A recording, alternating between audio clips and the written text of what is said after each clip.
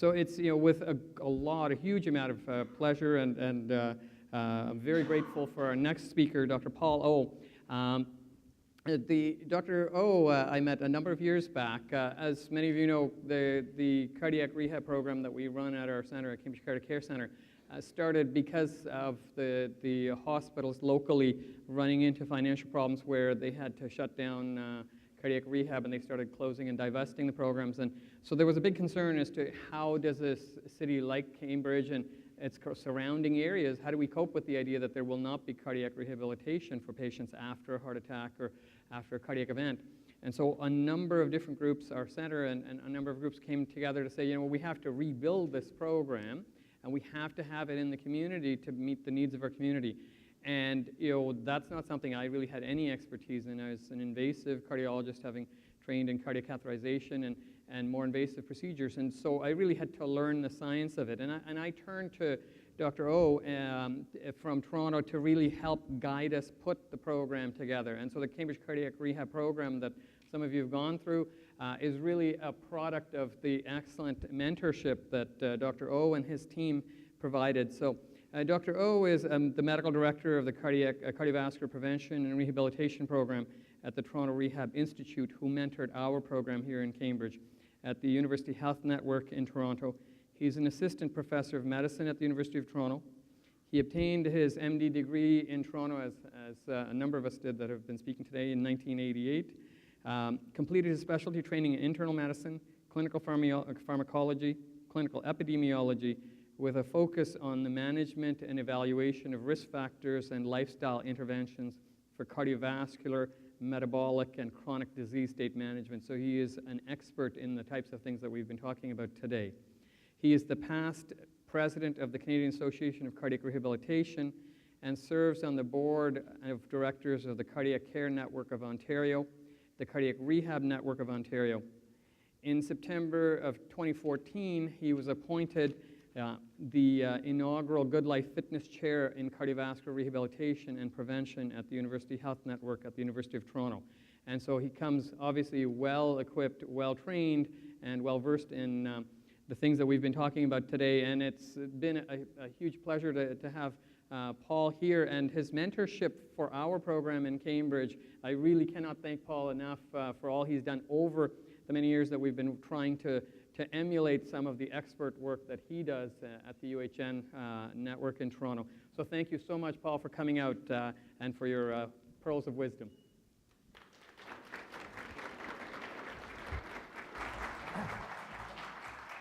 Ladies and gentlemen, it is indeed a pleasure to be here with you after a little bit of a stressful time on the 401. I'm glad to be grounded now in the moment and be able to share a bit of time with you around this sort of notion. So Dr. Lynn and others have set the stage very well around why health is so important, why the things that we can do in our day-to-day lives might be really important. This phase of the morning deals with what if you've already had a heart problem, or you've seen your doctor and they said you've got angina or some other kind of heart condition? Is that the end?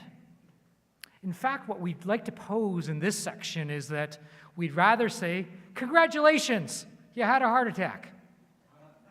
Seems like a strange thing to say, but actually this is a wonderful opportunity for, with a tremendous amount of motivation that you've got to actually embrace health and really make some positive changes so that you can actually thrive with heart disease and be stronger and fitter than you ever were before.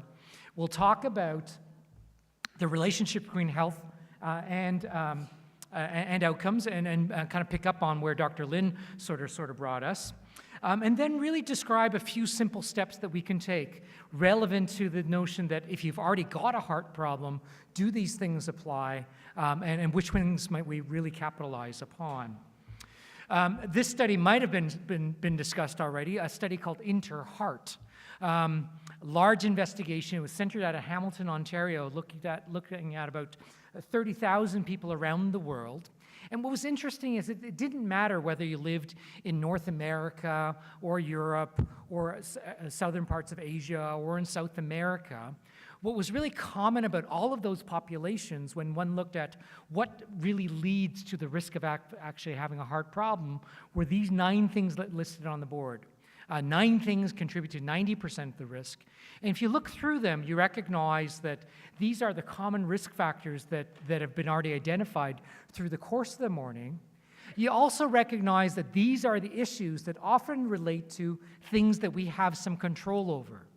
The things that we eat, the things that we drink, things that we smoke, and whether we move or not really affects in a big way what our risk of having the first or second heart attack might be.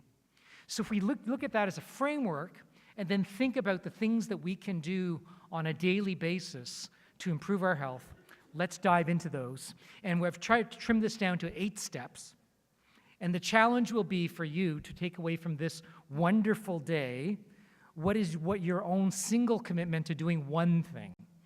Because often with humans, it's very challenging. When we're faced with many, many things, our temptation is to say, well, I'm going to do nothing. But here, let's instead just say, here's some ideas, here's a range of concepts, some old, some new. Maybe there's one thing that you might do, and if it's meditation, that's fantastic. That's a big step forward. If it's trying out one new superfood, that's fantastic. But here's some ideas. So let's go through these things and try to bring a new flavor to it. So this is an image of the heart that I think you recognize. The arrow on this diagram points to a coronary artery. In fact, this is the one at the front of the heart called the left anterior descending artery. If we go right into that artery and cut it open and fillet it open and look at the artery of someone who's had, unfortunately, a bad problem. And this is the artery of somebody who's actually had a heart attack. What's displayed here are some interesting images here. So this is meant to be the opening of that artery. This large pink-shaped crescent moon is the accumulation of cholesterol that's occurred over 30, 40, 50 years. And the misadventure that occurred is that there was a rupture in that plaque that then attracted this large dark red area. That's a blood clot to form actually in that artery. And this is what incited the heart attack. Blood flow stopped at this point, and the area of the heart muscle did not receive any more oxygen, and it unfortunately was compromised, and part of it died.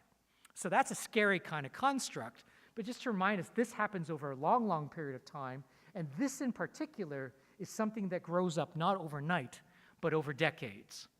So let's think about what's going on with this cholesterol plaque area and remind us of where cholesterol kind of comes from in the bodies. You had a lovely discussion about different kinds of nutritional approaches and why that might be really important and be really thoughtful. Maybe some of that discussion around why saturated fats may not be so critical. I think that they are still important around diet quality. We don't want to go eat a whole bunch of saturated fat. But the other balanced part of the cholesterol equation is that a lot of the cholesterol actually is produced inside of us, in the liver. 70% actually of the cholesterol that's in our body comes from inside of us. That's the way that we're wired. And cholesterol is produced through a series of biochemical steps to eventually produce free-floating cholesterol that in periods of excess, that is, we produce a lot, and if we eat a lot over decades, that cholesterol gets deposited inside arteries. If we understand where those key rate-limiting steps would be, we can think a little bit more thoughtfully about what we might do to change this balance. We can eat better. We also might need to use different kinds of therapies to achieve a lowering of our cholesterols below 2.0 to actually improve health overall. And in particular, one of the steps that we can take is to change the pathway where cholesterol gets produced in our bodies and really change the balance equation. That's where medications like statins will come into play.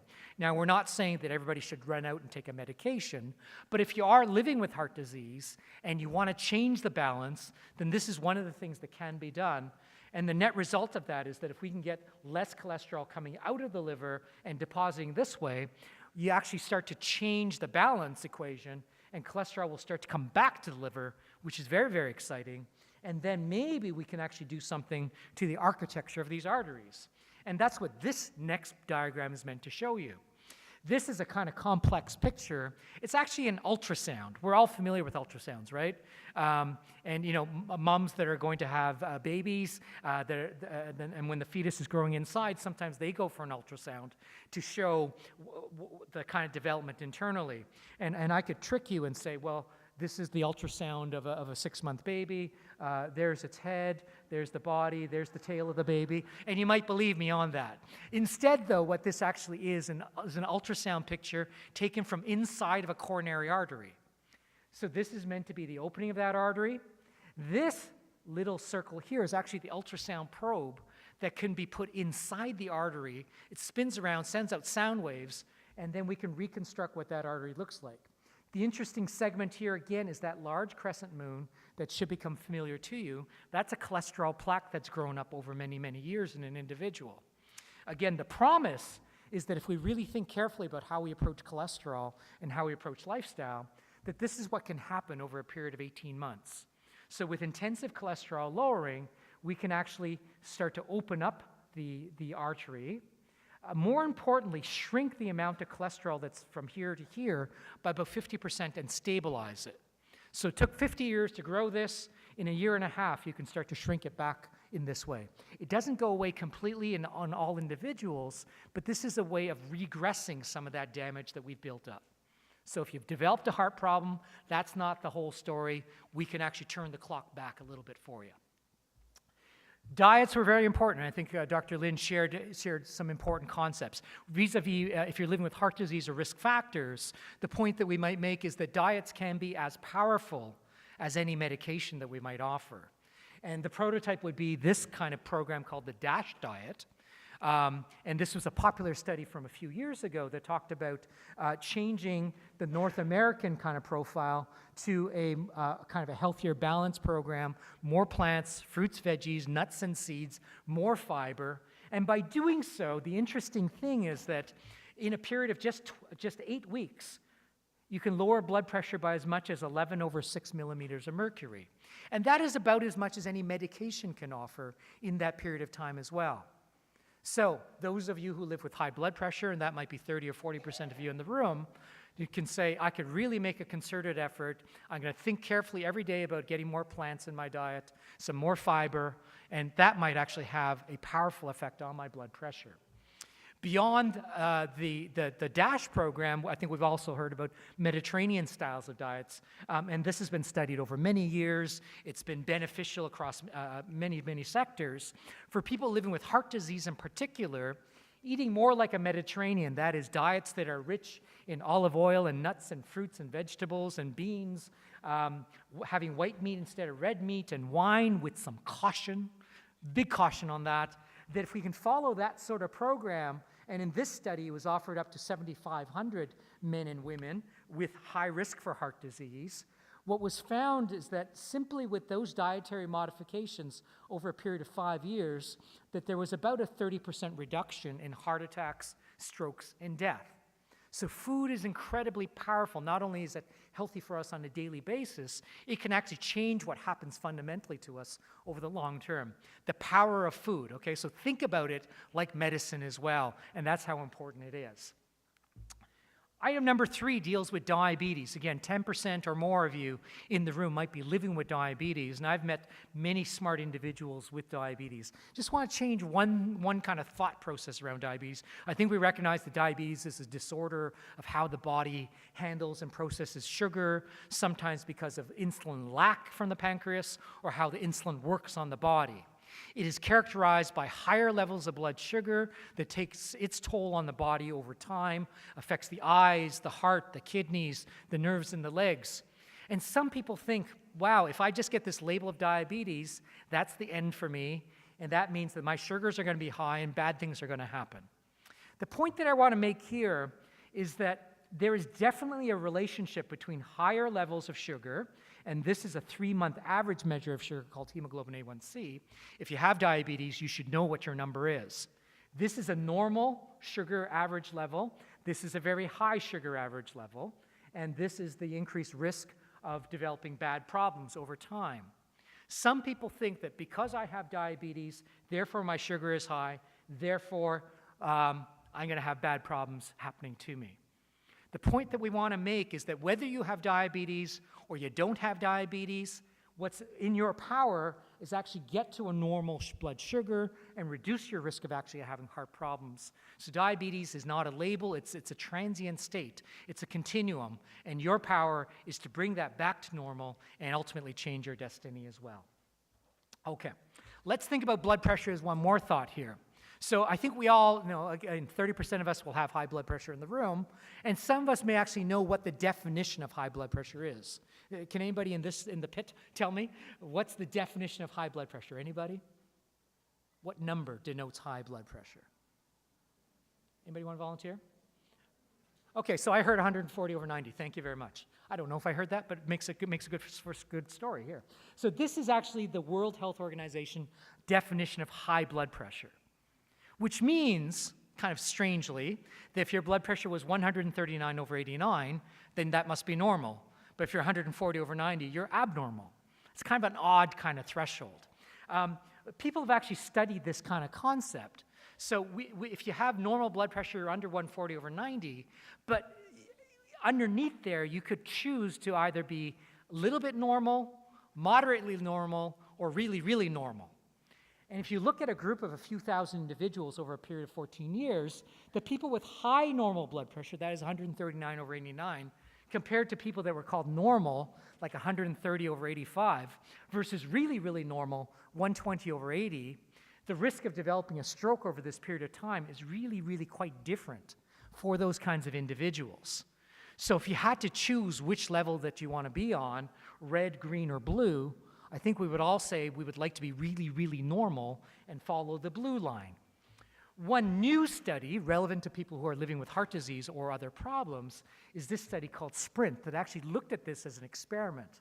Because up until a couple years ago, people living with high blood pressure, if we said simply the definition is 140/90, all we need to do is bring you down below that threshold. Well, some people started asking the question, well, what if your pressure was this, 136, versus bringing you right down to about 120? Would there be a difference in terms of what happens over the long term? And the answer is yes, actually, that if we can get your pressure to be quite normal, that there is about a 25% lower chance of developing another heart attack, stroke, or other kind of problem. So blood pressure is not simply a threshold yes or no, but it's actually a continuum, and bring it down to a desirable target or goal, that's actually a very, very good thing. So maybe for some of you in the room that live with high blood pressure, maybe this is the one thing that you might want to work on. And if we go back 10 slides, maybe you've actually got an answer for how to do this. And the answer might be, today I'm going to eat some more fruits and vegetables, have some more fiber in my diet, and have some blueberries. That's a good start. So which one do you want to be?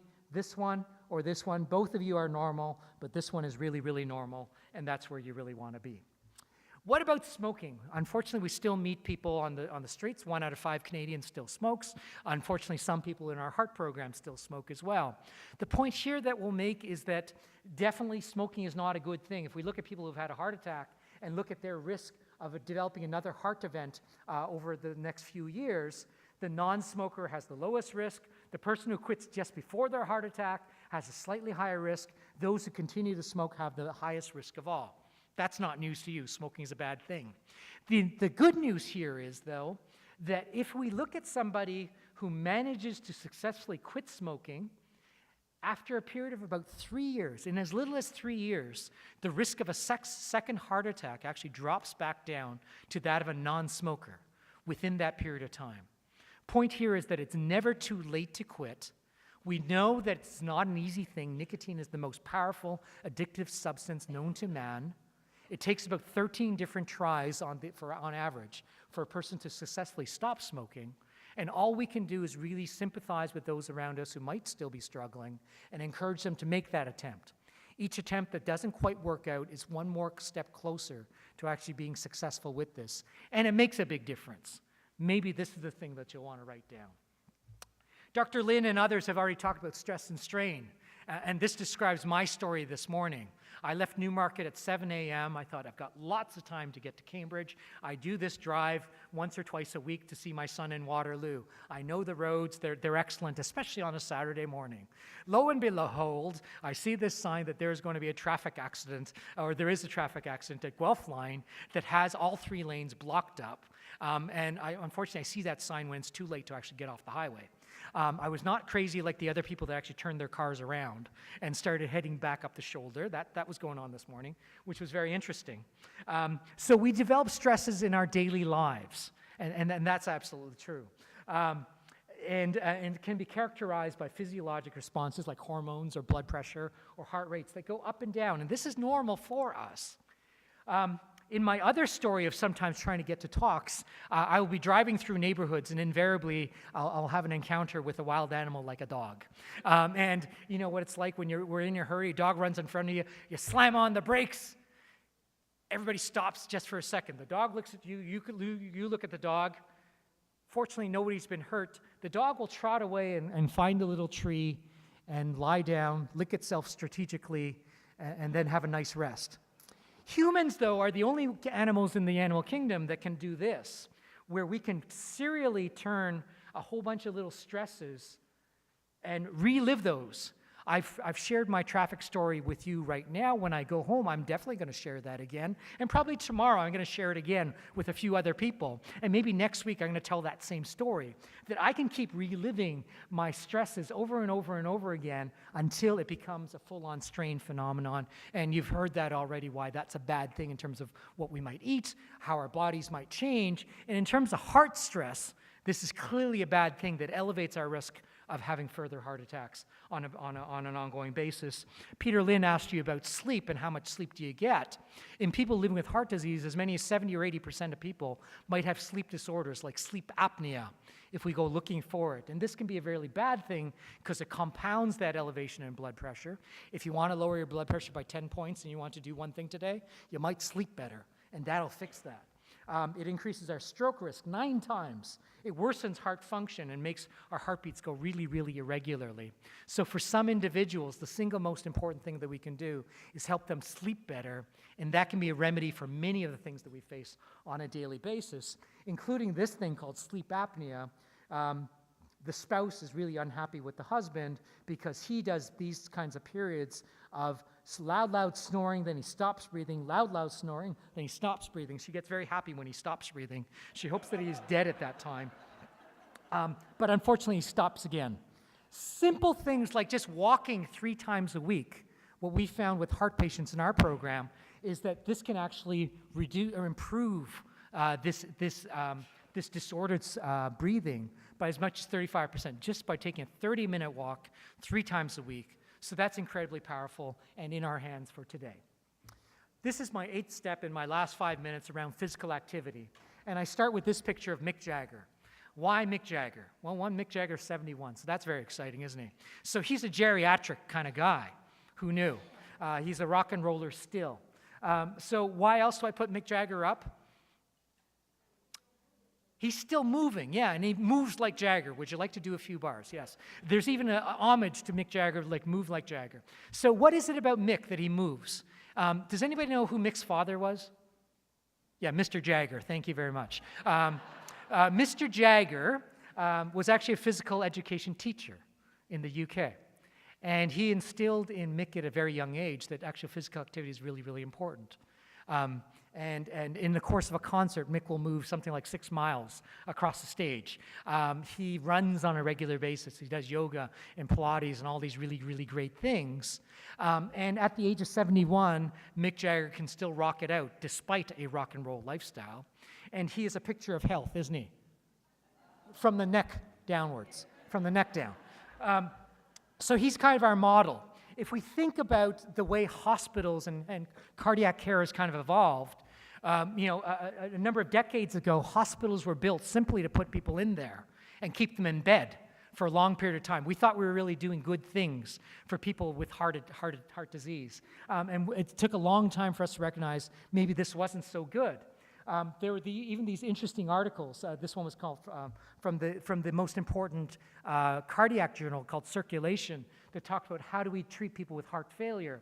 And it said that we should put people to absolute bed rest for several months and get them to watch lots of television. Because they found when people got out of bed, they died. The reason for that was that when they laid in bed for a long period of time, they developed blood clots in their body. And when they moved, they dislodged them and died. But erroneously, people thought, well, bed rest was the best therapy for these individuals. Continuing on the British theme, it took a while for people to figure out, well, actually, if you start moving, it's a good thing. In the bus driver experiment from the UK from the 1950s, when they compared bus drivers to bus conductors, these were guys that came from the same neighborhood, ate the same things, smoked the same things, drank the same things. What they found was that their only difference was in their jobs. One guy sat on his bum all day long driving the bus. The other one ran up and down the stairs stamping tickets. When they looked at who had a heart attack or not, interesting kind of findings, the drivers had 3 times as many heart attacks as the non-drivers. Physical activity really makes a difference in terms of what happens to people. It made folks think about moving as a remedy for people living with heart disease, taking it to the extreme. My predecessor at the Toronto Rehab Institute, Dr. Kavanaugh, actually took people with heart disease and got them to run the Boston Marathon, very apropos, given that that just happened a week ago. We've carried on this tradition and have groups of people with heart disease actually getting up and running. And this was us doing the Toronto Marathon a year ago. This is actually the event for tomorrow in Toronto as well, which is really, really exciting. Some people get to really high points. Mr. AC recovered from a massive heart attack and actually ran the Boston a few years ago. Other kinds of wonderful stories that Dr. Pandy wanted us to share was of this gentleman who's actually, this is a 70-year-old physician who did the cardiac rehab program like they do in Cambridge. He trained well enough where he was climbing mountains in Patagonia, celebrating his 70th birthday. Just really, really exciting kind of stuff. What's the recipe that you all know about? It's simply, first, just getting out there and doing things. People that go to gyms, you know what the recipe is, that you get out and do some cardio, do it 3 to 5 times per week, lift some weights, lift some soup cans, lift some water bottles, do that twice a week. And the most important part is just repeat and repeat and repeat. And it's a wonderful recipe for health. This point that I just want to make on this slide is that while people might climb mountains, while people might run marathons, the most important step is not that last one. And if we look at the relationship between fitness levels and whether we live or die, there is this interesting relationship. The fitter that we are, the lower the risk of developing heart problems. But where do you get your most gain? Is it from, at this level, the difference between running half a marathon or running full marathon, or is it going from here, sitting all day long, to just walking 10 minutes a day? And you'll see that this is really where the business is. This is the really steep part of the curve. And the first step is really, really the most important step. So if we can find a way of getting 30 minutes into our day, and it might be broken up into 10 minutes in the morning, 10 at lunch, 10 in the evening, this all accumulates and actually changes that health equation. And don't sit, please. It's wonderful that we had these yoga breaks because this really is also something that changes us. And while we might be really concerned about exercising, and while we might have this caution, please go see your doctor before you do that physical activity program. Did any of you get the warning sign on your couch? Because we think that you really should consult with your doctor before you use this one as well. So do get up, do move more, sit less, and it'll really make a difference. And if we put all of this stuff together around cholesterol and nutrition and stopping smoking and taking your medications, the wonderful thing that folks do here in Cambridge as a model of what happens across the country for cardiac rehab is that if we look at Ontarians that do cardiac rehab in the purple versus those who don't in the blue, and look at what happens if over a period of 5 years in terms of death, the difference is 50%. So that's what's really in your power.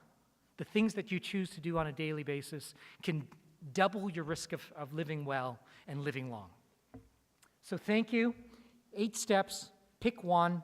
It can really change your life. Thanks for this opportunity, and thanks for sharing this afternoon. Thank you so much, Paul. Are you okay to stay for a couple minutes of questions? Thank you so much, Dr. O. What a fantastic speaker. He's been a mentor for our program, as I mentioned, and his team has really taught us how to try to implement a lot of the strategies that we try to do here in our community. And the challenge was put out by Dr. Lynn, and I will challenge us again. 5 years, we're going to be a blue zone city. So some questions for you, Paul. And the guys are walking around with mics, and there's question cards. So anybody who's got a question, just raise your hand. One of the guys will come around to you. It's a two-parter, it's the same sort of idea. Do you think, first of all, heart disease or diabetes for that matter, you mentioned diabetes, can it truly be reversed? And what role does lifestyle play in that reversal versus medication? And do you need both? Yeah, so great question, thank you.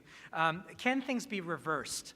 I showed you an image, and arguably you can say, is that reversal or not? I definitely believe that things can be stabilized, things can be improved for some individuals, but I think life is a continuum, really, that all of us in this room potentially have diabetes. If we kept sitting here for long enough, it's actually interesting what happens to the way that we handle sugar. And I think all of us could develop diabetes if we try hard enough.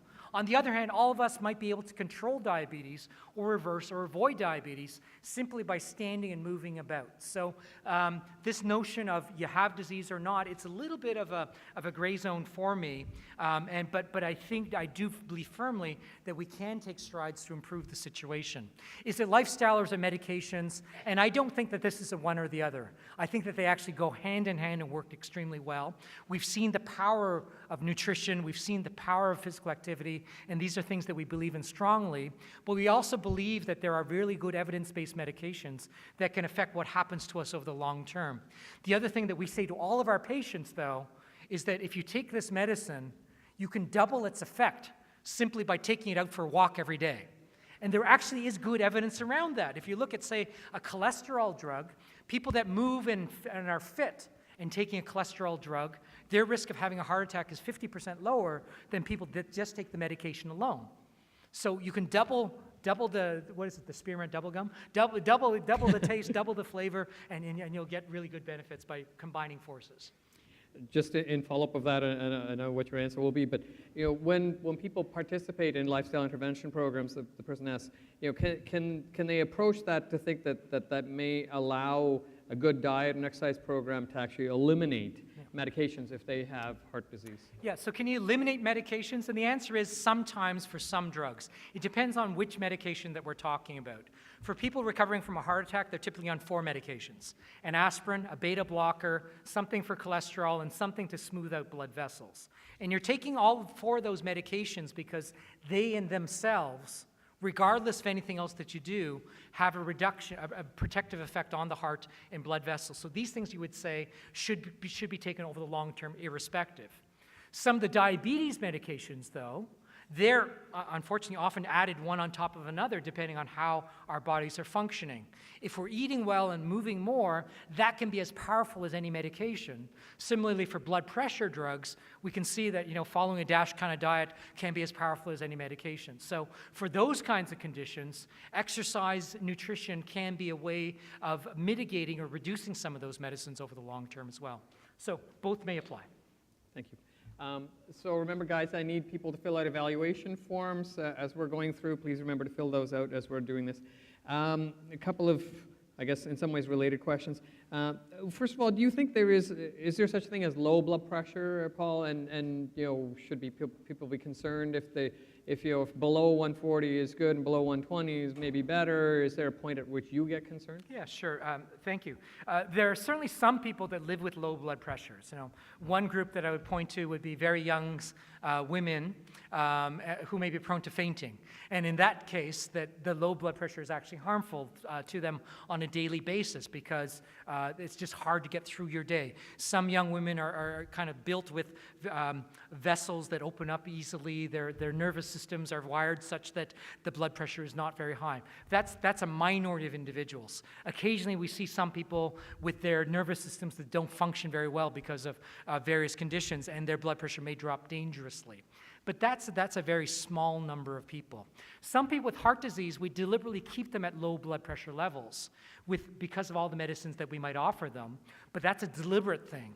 So some people walk around very happily with a pressure of 90/60, for instance. But that's a deliberate thing to try to reduce the amount of stress in the system so that the heart can function really, really well. If your pressure is low naturally and you're feeling well, not a problem. If your pressure is low and you're taking a whole bunch of medications and you're feeling okay, not a problem. If your pressure is low and you're on a bunch of medications and you don't feel good, that is, every time you get up, you start to wobble and your vision goes gray, then that's something to talk about with your doc and see maybe there needs to be some adjustment of those medications. Excellent. I'm going to try to put a few of these questions together. Number around cholesterol. This person is asking, why are plant fats and plant proteins better than animal fats and proteins, in your opinion? And what are your thoughts about eggs for people with heart disease? So, thanks. So plant-based diets, again, have been proven over and over again to be really quite beneficial for the heart. Fats that come out of plant-based things like avocados are a very healthy source of nutrition. We need these kind of healthy fats in our diets. They are not involved in cholesterol deposition in the artery. In fact, there is no cholesterol in plants, so they don't lead to really any hardening of the arteries. On the other hand, animal-based fats, although we may have softened our position somewhat about saying that these maybe weren't as bad as we thought before, again, no one's promoting that you go run out and have a whole bunch of sausage and bacon for your post-heart healthy conference lunch. Like that's not what they really want to say. Second part of the question was? The idea about eggs and is there any... Yeah, so what about eggs? And eggs have also been maligned over the years, that we thought, well, if you have a whole bunch of eggs in your diet and a whole bunch of yolks, well, that definitely is a source of dietary cholesterol. How dangerous is that? And again, sometimes the headlines misinform us by saying, eggs are not bad as we thought, go have a whole bunch of eggs.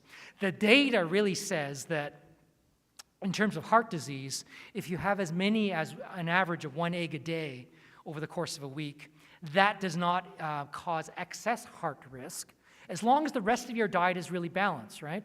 But if you're having an egg a day with a side of bacon and a whole bunch of toast with butter and jam and a double-double to go with that, the egg itself is kind of drowned out in all the rest of the thing. The egg itself may not be such a bad thing, but all the company that keeps is not so good. The fine print, though, is that there is some data that would say that if you're having more than 1 egg a day, 2 or 3 every day, I don't know if anybody does that, but there's actually this increased risk of diabetes and sugar imbalance. So I think this goes back to the point that if we have too much of anything, that's not really a good idea. If we just go back to single basic principles, have more plants, fruits and veggies, nuts and seeds, fish and fiber, and then whatever else you want to put around the plate on top of that, you're probably good. We'll take a couple more questions. Paul, you mentioned, and it's been mentioned before, that cholesterol is made in the liver. What is your thoughts about liver cleanses? Cleanses. So one point is cholesterol is made in the liver. Why? Because we need to make stuff. Liver cleansing is not something that we learned about in medical school, was it? That there was, well, you could cut somebody open and I guess wash the liver, but that doesn't actually cleanse it.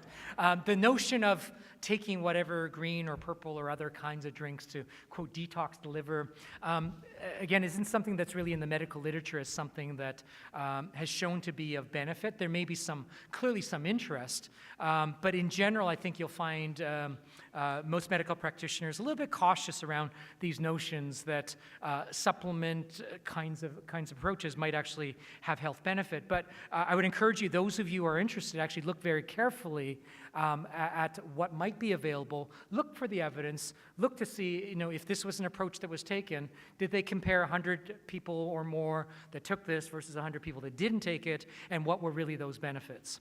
It's true that the liver is the site that needs to kind of work on all the medicines that we take in, all of the environmental stuff that comes in. It's the factory that needs to detoxify. So the notion of cleansing is a really, really important thing. But I think our position is try not to do things that hurt the liver. So that's why alcohol in moderation, don't smoke, don't take in a whole bunch of hydrocarbons. These sorts of things is the way to keep your liver healthy and friendly. And back to first principles, eat plants, eat fruits and veggies, drink lots of water. These are the ways to really keep your organs, all of your organs, functioning really well. Last couple of questions. You mentioned about the importance of sleep. How do you get better sleep? how do we get better sleep? So Peter didn't actually go into that, right? He just said, you should sleep, and if you don't sleep, that's a bad thing. So there are a few things, so the point that I was making here is, one, just to be aware of the fact that some people have a disorder of their sleep called sleep apnea. And so if you have that medical condition, you should go get that checked out with a sleep study and get appropriate treatment.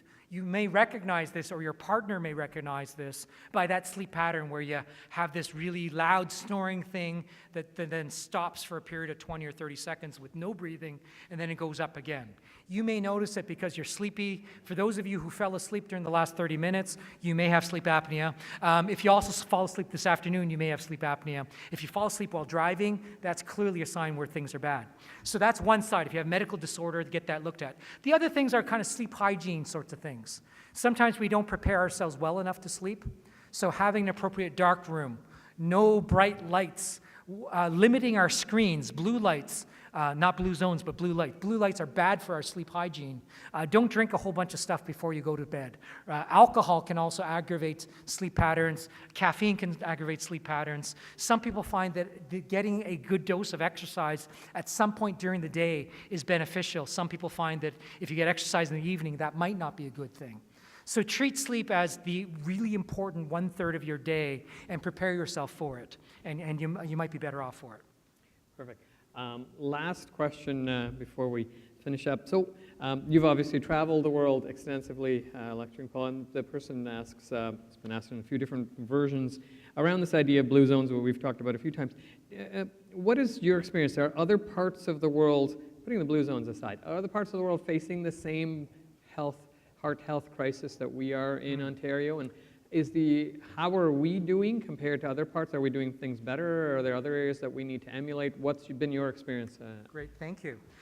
So what's, I guess, a good news, bad news story? Well, it's fantastic that we have this focus on heart health in Cambridge. I applaud you so much for doing so.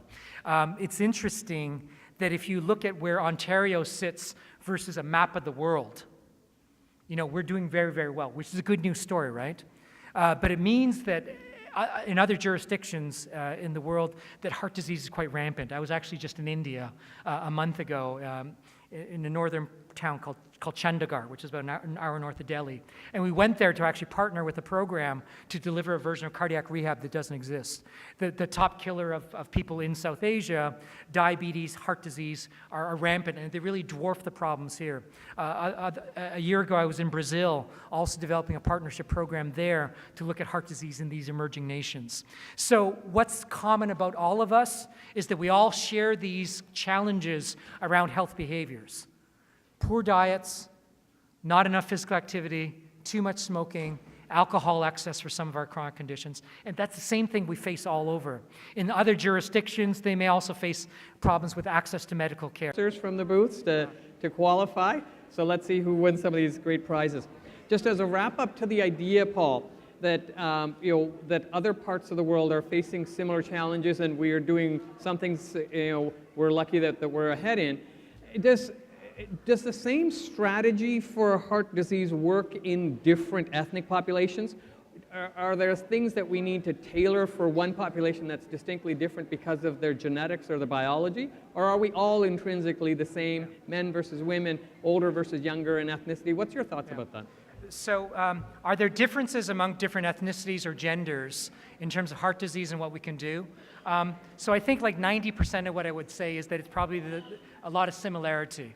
And if it starts with health behaviors, these are things that everybody can do, should do, needs to do. There are certainly some adaptations that we can make, culturally appropriate things that we can say depending on where we live in this country or around the world, and for genders, and our kind of index of suspicion might be different for different groups as well. So most of it is the same, and there is some tailoring for some groups. Thank you so much, Paul. A huge round of applause for Dr. O for making that trek through the 401, both for his presentation, and I know many of you have participated in the cardiac rehab program here in Cambridge. He's been our mentor, our guru that's actually taught us how to do this, so huge round of applause for his efforts at trying to promote not just heart health in his community in Toronto and his hospital, but helping mentor many programs like ours across the province. It's a huge yeoman's job that he does to try to promote heart health. So massive round of applause for Paul, please.